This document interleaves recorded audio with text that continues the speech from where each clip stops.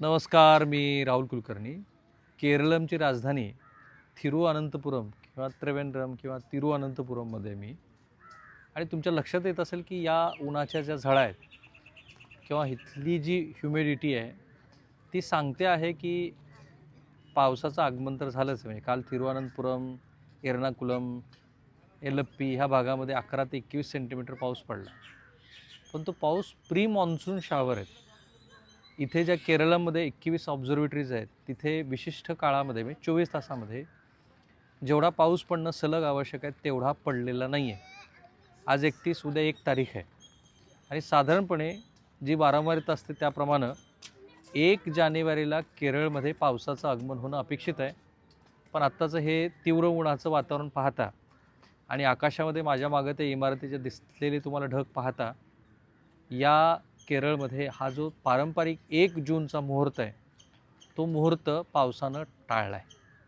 आत्ता मी हवामान विभागाचे काही तपशील बघितले तर भारतीय हवामानशास्त्र विभागाच्या ताज्या अहवालानुसार केरळमधली मॉन्सूनची सद्यस्थिती गेल्या 6 दिवसातील पाऊस आणि पुढचे अंदाज जर आपण बघितले तर अरबी समुद्र आणि बंगालच्या उपसागरामध्ये मॉन्सून वेगानं पुढं सरकतो आहे.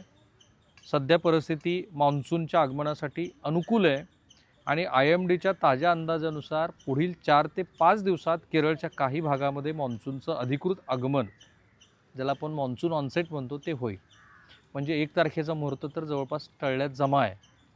असं का घडलं आहे त्याचं तेही सांगतो. पण गेल्या 6 दिवसातली पावसाची स्थिती जर आपण बघितली तर केरळमध्ये मॉन्सूनपूर्व आणि मॉन्सूनच्या सुरुवातीच्या वाऱ्यामुळं गेल्या 6 दिवसात अनेक ठिकाणी मॉन्सूनपूर्व पाऊस पडला आहे. इथे पण म्हणजे केरळच्या राजधानीमध्ये जिथे मी आता बसलो आहे तिरुअनंतपुरममध्ये, काल काही भागामध्ये वॉटर लॉगिंग म्हणजे पाणी साचलं होतं.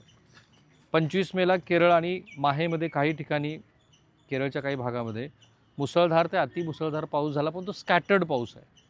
26 ते 28ला अरबी समुद्रातील चक्रीय चक्रवातामुळे जो मी तुम्हाला पुण्यातनं दाखवला होता, सायक्लोन सर्क्युलेशन ज्याला आपण म्हणतो, केरळच्या बहुतांश भागामध्ये मध्यम ते जोरदार पाऊस सुरू राहिला. 29 मेला तिरुवनंतपुरम, कोल्लम, अलपुझा, कोट्टायम, एर्नाकुलम या 6 जिल्ह्यांमध्ये येलो अलर्ट जारी करण्यात आला होता. 30 मेला केरळच्या अनेक भागात मुसळधार पाऊस पडला.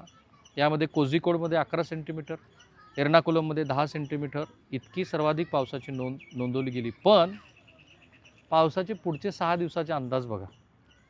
IMDनं पुढील 7 दिवसासाठी पावसाचा इशारा जारी केला आहे. 1 जून ते 6 जून दरम्यान केरळच्या बहुतांश जिल्ह्यामध्ये वादळी वाऱ्यासह ताशी 50 ते 60 किलोमीटर वेगानं वारी वाहेल आणि विजाच्या कडकडाटासह पाऊस पडेल. मुसळधार पावसाचा इशारा आहे 1 जून ते 5 जून दरम्यान काही विशिष्ट भागामध्ये आणि अर्थातच मासेमारांना वगैरे इशारा देण्यात आलेला आहे. ही जी माझ्या मागची बिल्डिंग आहे त्याचे सगळे संदर्भ मी तुम्हाला सांगेन. खूप इंटरेस्टिंग आहे. रामायणाशी त्याचा संबंध आहे. पण पावसावर आपण बोलतो आहे तर हे तीव्र स्वरूपाचं ऊन हे मॉन्सूनच्या आगमनासाठी पूरक असतं. ह्युमिडिटी पण पूरक असते कारण प्रचंड गरम होतं इथे. पण पाऊस जसा सलग असतो केरळमध्ये तसा नाही आहे पाऊस. आणि म्हणून असं दिसतं आहे की केरळमध्ये 1 जूनचा जर मुहूर्त टाळला पावसाने तर महाराष्ट्रामध्ये जो 7 जूनला आपल्याकडे मृग नक्षत्राच्या मुहूर्तावर पाऊस येतो तसं होणार नाही. म्हणजे आता इतकं ऊन चपचपतं आहे दुपारी 2:15च्या दरम्यान, तर असं लक्षात येतं आहे की हे जे चपचपणारं ऊन आहे त्यामुळं मॉन्सून ऑनसेट जरी लवकर झाला तरी तो महाराष्ट्रामध्ये यायला वेळ लागेल. सुरुवातीच्या टप्प्यामध्ये एल निनोचा जो काही इफेक्ट आहे त्याच्यामुळे नाही, पण मॉन्सूनच्या एकूणच वाटचालीमध्ये जे सर्क्युलेशन तयार झालेलं आहे, चक्रवात तयार झालं आहे, त्यामुळं पावसावरती तसाही परिणाम झाला आहे. त्यामुळं बॅड न्यूज ही आहे की मॉन्सूनचा जो पारंपरिक 1 जूनचा केरळमधला मुहूर्त आहे तो टळला आहे.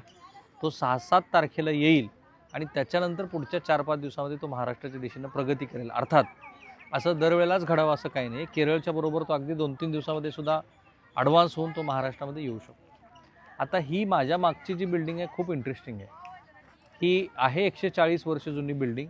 ब्रिटिश अधिकाऱ्यानं बांधलेली आहे, पण अर्थात त्रावणकोरच्या राजांनी त्यासाठी पैसे दिले होते. 3 वेगवेगळ्या पद्धतीच्या बांधकाम शैलीचा इथे केरळची बांधकाम शैली, मुघलकालीन बांधकाम शैली आणि चर्चची म्हणजे युरोपियन स्टाईलची बांधकाम शैली तुम्हाला इथे पाहायला मिळते. या म्युझियममध्ये अतिशय अप्रतिम असे मी त्याला म्हणेन की ऐतिहासिक मूर्ती आहेत.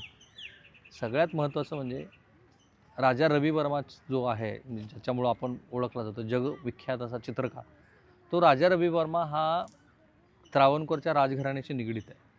सो त्या त्रावणकोरच्या राजघराणं इथलं जे पद्मनाभ मंदिर आहे त्या पद्मनाभ मंदिरासाठी म्हणून एक रामायणामधली आपल्याला सगळ्यांना माहिती असलेली जटायूची कथा म्हणजे पुष्पक विमानातनं रावण हा म्हणजे पुष्पक विमानाचा तर महाभारत आणि रामायणात अनेक वेळेला उल्लेख आहे, पण रावण ज्यावेळेला सीतेचं अपहरण करायला आणि केरळ म्हणजे काय तर भारताचं शेवटचं टोक, त्याच्यानंतर लंका म्हणजेच पाताळ सुरू होतो, तर त्या ठिकाणी तो आला. इथेच जटायूचं युद्ध झालं. असं मोठं मंदिर पण आहे इथे ह्या तिरुअनंतपुरमच्या जवळ. आणि या ठिकाणी हा पुष्पक विमानाचा अतिशय सुंदर असा लाकडी सांगाडा आहे आणि इतक्या नटराजाच्या उत्तम मूर्ती आहेत, केरळची पेंटिंग आहे, त्यानंतर जसा जगन्नाथपुरीचा रथ आहे तसा सुंदर रथ आहे, हस्तिदंतातनं तयार केलेल्या अनेक वेगळ्या कलाकृती आहेत. सो केरळ अप्रतिम आहे. पण यावेळेला आपण पावसाच्या शोधात होतो आणि पाऊस हा एल निनोच्या इफेक्टमुळं महाराष्ट्रासह देशभरामध्ये ह्यावेळेला कमी पडेल आणि थोडा नाही तर जवळपास 86 ते 92% इतकी त्याची सरासरी राहील. म्हणजे 14 सेंटीमीटर 100 मिलीमीटर पाऊस पडत असेल तर 14 मिलीमीटर पाऊस यावेळेला पडणार नाही आणि असं होण्याची शक्यता जवळपास 84% आहे एल निनोमुळे.